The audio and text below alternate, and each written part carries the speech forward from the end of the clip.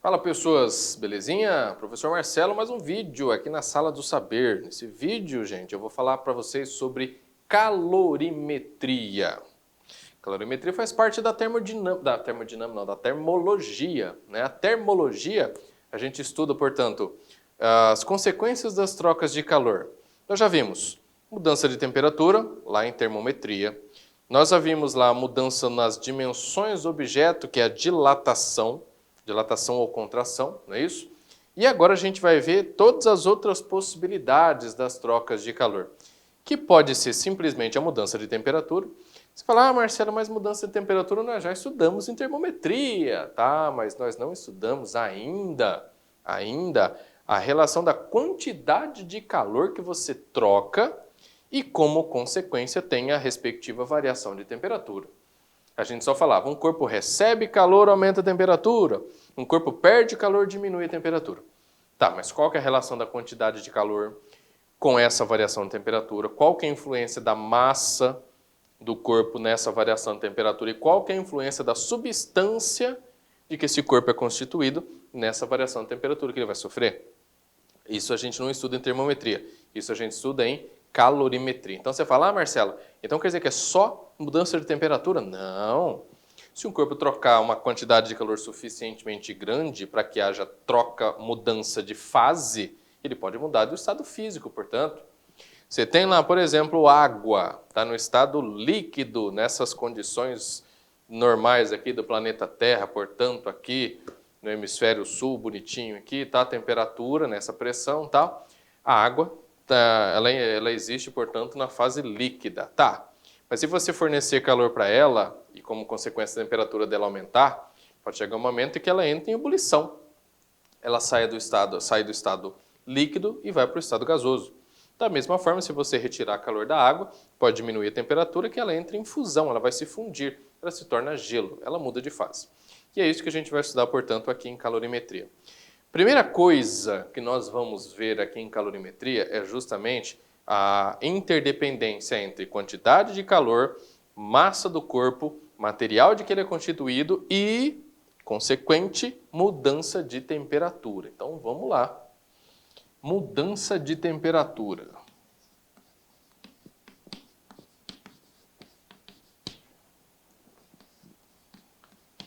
Vamos lá.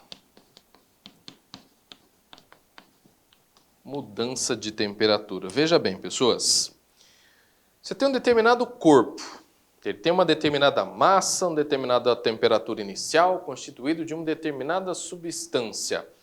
Se ele for lá e sofrer uma troca de calor de uma quantidade Q, quando eu falo troca de calor quantidade Q, eu não estou dizendo apenas receber calor, ele pode perder calor. Isso você tem que tomar cuidado na hora de resolver os exercícios. Que se o exercício forneceu explicitamente a informação, você percebeu, você percebeu que aquela substância, aquele corpo recebeu calor, essa quantidade de calor aqui vai ser positiva. Agora, se ele forneceu explicitamente, você percebeu que o corpo perdeu certa quantidade de calor, essa quantidade de calor, portanto, vai ser negativa, não esqueça disso. Se o corpo recebe calor, o Q é positivo. Se ele cede calor, aquele Q ele vai ser negativo. Se um corpo trocar calor e como consequência mudar a temperatura, a expressãozinha que a gente vai usar vai ser essa daqui, Q igual a mc delta θ. Olha só a formulinha que a gente vai usar. O que é cada uma dessas variáveis aqui? Q é a quantidade de calor que o corpo vai trocar. M é justamente a massa do corpo. Esse Czinho eu vou até escrever aqui, ó. Esse Czinho aqui, ó, C minúsculo, é o que a gente chama de calor específico. O que é esse calor específico? O nome já está dizendo, é específico da substância de que o corpo é constituído. Cada substância, portanto, possui o seu calor específico. Já vou definir já já. Esse Δθ é justamente a variação de temperatura. Agora vamos analisar aqui, ó. Essa variação de temperatura pode ser positiva ou negativa. Se você tiver um aumento da temperatura, se um corpo trocou calor e teve um aumento da temperatura, esse Δθ vai ser positivo, consequentemente, o que é positivo? Se há uma diminuição da temperatura, se a temperatura diminuir, esse Δθ aqui vai ser negativo. E é por esse motivo que o Q é negativo, que eu falei para vocês agora. Porque se um corpo recebe calor, temperatura aumenta, Δθ positivo, Q positivo. Perde calor, diminui a temperatura, Δθ negativo, Q, portanto, vai ser negativo. Só que cuidado! Eu estou dizendo algumas frases, mas cuidado com o seguinte fato. Nem sempre um corpo vai trocar calor e vai ter alteração na sua temperatura. Existe a possibilidade de um corpo trocar calor, mas a sua temperatura permanecer constante. Vou falar para você já já, mas só adiantando. Não tem essa coisa rígida e fixa na sua cabeça, tipo... Recebe calor, esquenta, aumenta a temperatura. Perde calor, esfria, diminui a temperatura. Não. Existe a possibilidade do corpo trocar calor, mas a temperatura permanecer constante. Então, calma lá que daqui a pouco eu chego lá. O que é cada uma dessas coisas? Então, quantidade de calor, massa, calor específico, variação de temperatura. Unidades de medida. Para você usar aqui essa expressão corretamente, existem duas possibilidades básicas em termos de unidades de medida aqui. Primeiro, você pode usar isso daqui, todas as variáveis no sistema internacional. Se as variáveis estiverem no sistema internacional, a quantidade de calor vai ter que ser medida em joule. Porque calor é uma forma de energia, certo? Calor é uma forma de energia. E energia no sistema internacional é medida em joule. Massa no sistema internacional, quilograma. O calor específico no sistema internacional vai ser medido em joule por quilograma Kelvin, ou até graus Celsius. Mas como eu estou colocando tudo ali no sistema internacional, eu coloquei o Kelvin. Mas se tiver graus Celsius, também poderia ser. Por quê? Porque a variação de temperatura pode ser em graus Celsius ou em Kelvin. Por isso que eu disse para vocês, aqui em cima pode ser em Kelvin ou graus Celsius, vai ser do mesmo jeito. Só que essas unidades que eu coloquei para vocês aqui em verde, não são unidades usuais, na maioria dos exercícios não vai ser com essas unidades aqui que a gente vai usar, na maioria. O que acontece, gente, é que na maioria das vezes, essa quantidade de calor aqui vai ser medida em caloria. A gente só escreve assim, caloria é unidade de medida de calor também, né? Já vou falar a relação. A massa, na maioria das vezes, vai ser medida em grama. E na maioria das vezes também o calor específico vai ser medido, até vou colocar aqui do ladinho aqui, caloria por grama graus Celsius. Essa é a unidade mais comum para o calor específico. Caloria por grama graus Celsius. E a variação de temperatura, como eu disse, pode ser em graus Celsius ou em Kelvin. Beleza.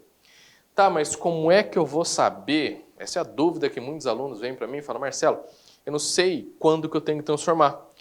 A dica é o seguinte, olhe para a unidade do calor específico, que eu vou explicar o que é já já. Olhe para a unidade do calor específico. Aí, a partir dela, como é uma unidade composta, é melhor você não transformar ela. É melhor. Às vezes é necessário que você faça a transformação. De vez em quando acontece algum exercício, mas é melhor você deixar essa unidade composta quietinha e, portanto, ver se há necessidade de converter outra unidade.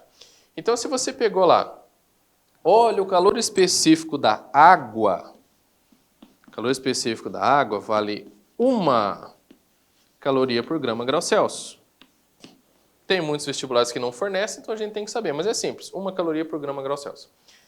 Pegou lá, calor específico em caloria por grama grau Celsius, isso quer dizer que a quantidade de calor tem que ser medida em quê? Caloria. Isso quer dizer que a massa tem que ser medida em quê? Grama. Isso quer dizer que a variação de temperatura tem que ser medida em graus Celsius. Se você pegou ali o calor específico da substância em joule por quilograma Kelvin, o que isso quer dizer? Que a quantidade de calor tem que ser medida em joule, a massa em quilograma, a variação de temperatura, graus Celsius ou Kelvin, não tem problema aqui.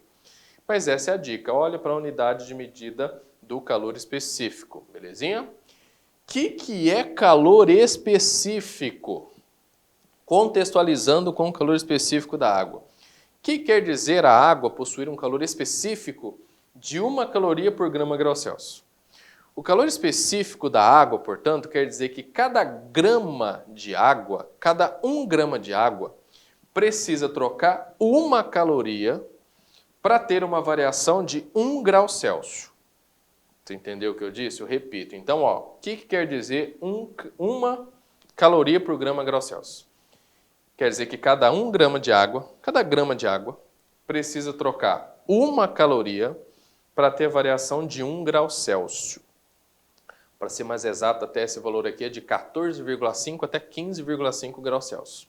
Dispensável até, né? Muitos vestibulares nem há necessidade de fornecer essa informação, né? Mas, que é uma definição geral, portanto, para calor específico é a quantidade de calor que cada grama da substância precisa trocar, e quando eu falo trocar é ganhar ou perder, para ter uma variação de temperatura de 1 grau Celsius. É comum também, às vezes, você encontrar o calor específico de uma substância negativo. O cara coloca assim, olha, o calor específico de tal material é de menos 1 caloria por grama grau Celsius. O sinalzinho de menos só está para falar ali que ao invés do corpo ganhar calor, ele está perdendo. Não tem problema algum, gente. A análise continua sendo a mesma. Por isso que eu coloco uma definição geral. Calor específico é a quantidade de calor que um corpo tem que trocar, ganhar ou perder, para que tenha variação de temperatura de 1 grau Celsius. Por exemplo, você pega lá um metal.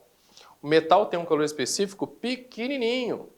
Ou seja, para um metal variar a temperatura, precisa de bem menos calor do que a água precisa. Na praia, quando você vai num dia quente, você vai na praia, você concorda que tanto a areia quanto a água estão recebendo a mesma quantidade de calor do sol. Beleza. Desprezando as massas, enfim, mas vamos analisar, fazer uma análise bem superficial. A areia não está muito mais quente durante o dia do que a água? Por que isso acontece? Porque o calor específico da areia é bem menor do que o da água. Isso quer dizer que para a areia aumentar a temperatura, precisa receber bem menos calor do que a água. Só que ela está recebendo a mesma quantidade de calor durante o dia. Por isso que o aumento de temperatura, a variação de temperatura que a areia vai sofrer, vai ser bem maior do que a variação de temperatura que a água vai sofrer.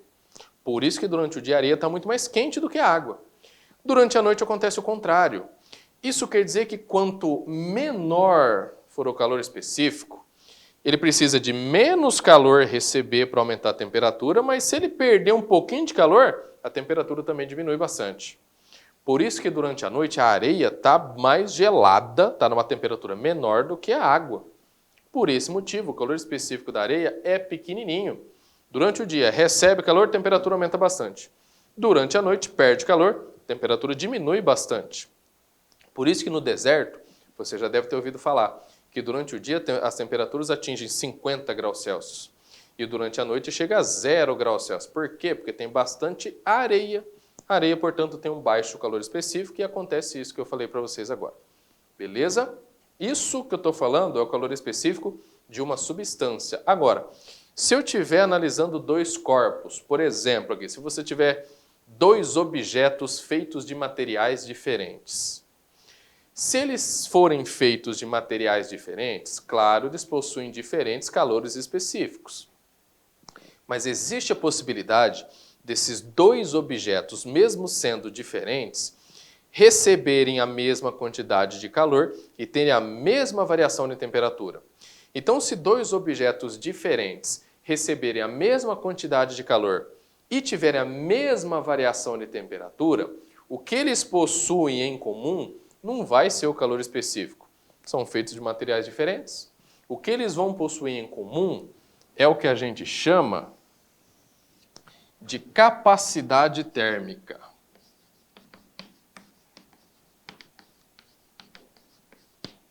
Capacidade térmica. O que é a capacidade térmica? Gente, capacidade térmica não é de uma substância, é de um corpo. A capacidade térmica de um corpo é dada pela letra C maiúscula, né, que é a razão da quantidade de calor trocada com a variação de temperatura sofrida. Que um corpo, portanto, aqui, um corpo trocou uma quantidade de calor, e esse corpo teve essa variação de temperatura. Agora, se você vir aqui, multiplica... Aliás, antes disso, né? Aqui, na maioria das vezes, é caloria, né? Como eu disse, na maioria das vezes, daqui também vai ser em graus Celsius. Portanto, a capacidade térmica de um corpo vai ser caloria por grau Celsius. Se você vir aqui e multiplicar em cruz, você vai encontrar que Q é igual a capacidade térmica vezes Δθ. Se você comparar essa expressão com essa que eu acabei de mostrar para vocês agora, Q igual a M, Czinho, Δθ, dá para a gente deduzir que a capacidade térmica também eu consigo calcular com o produto da massa com o calor específico do corpo, da substância que constitui o corpo. Capacidade térmica, portanto, é a massa vezes o calor específico também. Existe essa possibilidade também, beleza? A gente viu até agora mudança de temperatura. Agora a gente vai ver mudança de fase. Vamos lá.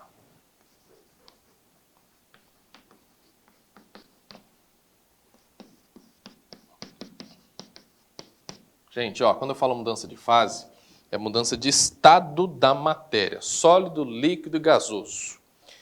Veja bem, eu disse para vocês agora há pouco que nem sempre quando um corpo troca calor, a temperatura dele muda. Quando que um corpo troca calor e a temperatura dele não varia? Sempre que um corpo estiver mudando de fase, sempre que um corpo estiver na transição entre uma fase e outra, a temperatura permanece constante. Não esqueça disso. Durante a transição de fase, durante a mudança de fase do estado da matéria de um corpo, o corpo continua trocando calor, continua recebendo ou perdendo calor, porém a temperatura permanece constante. Por isso você pode até economizar gás quando você for fazer macarrão, por exemplo. Você coloca lá a água na panela, temperatura ambiente, acende a chama, pode colocar na potência máxima, que vai fornecer uma quantidade de calor máxima, portanto, para a água. A temperatura vai aumentando, aumentando, aumentando, até chegar a 100 graus Celsius, que é quando ela entra em ebulição. Se você coloca o macarrão ali e tal, mas se você deixar na potência máxima, vai estar gastando bastante gás. Mas a temperatura da água vai se estabelecer, portanto, em 100 graus Celsius. O fogo pode estar o máximo possível, mas a temperatura continua sendo 100 graus Celsius, está na mudança de fase. Portanto, se você for lá baixar, diminuir, portanto, a potência do fogo, a temperatura da água não vai abaixar. Ela vai continuar em ebulição, vai continuar, portanto, em 100 graus Celsius. E, portanto, vai cozinhar o alimento do mesmo jeito se estivesse borbulhando bastante. A diferença vai ser só na intensidade ali, mas o que cozinha o alimento é justamente a temperatura. Dessa maneira, portanto, você consegue economizar gás. Da mesma forma que o gelo, né? O gelo só derrete com quantos graus? 0. Você tira o gelo lá do teu congelador, está lá menos 18, menos 19 graus Celsius. Gelo não derrete a menos 18, o gelo derrete a 0. Você coloca o gelo dentro de um copo, ele vai recebendo calor, a temperatura dele vai aumentando, né, de menos 18 até chegar a 0. Quando a temperatura do gelo chegou em 0, ele começa a mudar de fase. E enquanto ele estiver derretendo, enquanto ele estiver mudando de fase, a temperatura permanece constante. E quando um corpo estiver nessa transição de fase, a formulinha que a gente vai usar é essa daqui, Q igual a M vezes L. Que esse L? Esse L aqui é o que a gente chama de calor latente.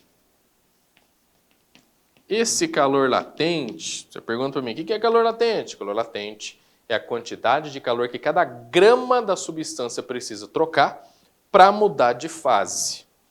Por exemplo, o calor latente de fusão do gelo é de 80 calorias por grama. que quer dizer o calor latente de fusão do gelo de 80 calorias por grama? Quer dizer que cada grama de gelo precisa trocar 80 calorias. Precisa receber 80 calorias para derreter, considerando que o gelo já esteja a 0 graus Celsius, tá? Porque só muda de fase a 0 graus Celsius. Assim como o calor latente de vaporização da água é de 540 calorias por grama. Então quer dizer que quando você tem água líquida ainda a 100 graus Celsius, cada grama de água precisa receber 540 calorias para mudar de fase. Tá vendo que você precisa fornecer mais calor para a água entrar em ebulição do que para derreter o gelo ou congelar o gelo, né? Congelar o gelo não, congelar a água. Né? Você congela a água e forma o gelo. Cada grama de água a 0 graus Celsius, se você quer transformar em gelo, portanto, você precisa retirar 80 calorias. Então não esqueça disso. Enquanto estiver mudando de fase, a temperatura vai permanecer constante. Beleza? Tá, mas e se você colocar dentro de um sistema que a gente chama de sistema termicamente isolado? Você coloca lá água e gelo, né? Vai haver troca de calor entre eles, certo? O gelo pode derreter, ou dois corpos. Você pega dois corpos ali com temperaturas diferentes. Eles vão trocar calor. Por quê? Porque essa é a condição para que haja troca de calor espontânea. Se eles tiverem temperaturas diferentes, eles vão trocar calor. Até quando que eles vão trocar calor? Até eles atingirem o equilíbrio térmico. Equilíbrio térmico é quando eles possuem a mesma temperatura. Atingindo a mesma temperatura, não tem porquê, não tem sentido continuar trocando calor. Então, a troca de calor vai ocorrer enquanto as temperaturas forem diferentes. A partir do momento que eles atingirem um equilíbrio térmico, a temperatura vai permanecer a mesma e cessa as trocas de calor. Mas isso vai acontecer quando você colocar dois corpos dentro de um sistema termicamente isolado, permitindo que haja, trocas de calor entre eles. Então, você tem aqui um sistema termicamente isolado, sistema com paredes adiabáticas. Que é isso, Marcelo? É um sistema que não permite troca de calor com o meio externo. Ou seja, ele vai isolar completamente o que tiver aqui dentro dele do meio externo. E, portanto, as trocas de calor vão ocorrer somente entre os corpos que estiverem aqui dentro desse sistema. Então, vamos colocar aqui que você tem um corpo A, que está a 80 graus Celsius, e você tem aqui um corpo B, diferente, está a 20 graus Celsius. E esse daqui, portanto, é um sistema termicamente isolado. Sistema termicamente isolado é a mesma coisa que sistema com paredes adiabáticas. Não permite troca de calor com o meio externo, ou seja, só vai ter troca de calor entre esses dois. De cara, está claro aqui que o A vai ceder uma certa quantidade de calor para o corpo B. Vai haver um fluxo de calor do A para o B, beleza. Consequentemente, a temperatura do B aumenta e a temperatura do A diminui. A questão aqui é encontrar qual que é essa temperatura do equilíbrio térmico. Você pode estar pensando, vou fazer 80 mais 20 dividido por 2. Não faça isso. Isso é uma média de temperatura. Média de temperatura você só poderia fazer se os corpos forem idênticos. Você está me entendendo? Se os corpos forem idênticos, faz a média de temperatura. O que é raríssimo de acontecer em vestibular, porque desse jeito é fácil. O que você tem que pensar aqui? A quantidade de calor que o A vai ceder, que é o QA, vai ser exatamente igual à quantidade de calor que o B vai receber. Claro, não está trocando calor com mais ninguém. Então, se esse cara perde 1000 calorias, esse cara só pode ganhar 1000 calorias. Ou seja, se esse cara perde 1000 calorias, essa quantidade de calor que o A, portanto, está perdendo não é um número negativo? Lembra que eu falei para vocês agora há pouco ali, Aqui, se o A diminui a temperatura, ele perde calor, esse QA aqui vai ser negativo. Vai dar menos 1000 calorias. Se esse cara perde 1.000 calorias, esse cara aqui não vai ganhar 1.000 calorias? Esse QB, portanto, vai dar 1.000 calorias. Positivo. Então vamos lá. Se eu somar a quantidade de calor que o A está perdendo com a quantidade de calor que o B está recebendo, isso daqui tem que dar quanto? É zero. Tem que dar zero. Claro que tem que dar zero, porque esse QA é um número negativo, que é a quantidade de calor que o A está cedendo. Esse QB é o mesmo valor, só que positivo.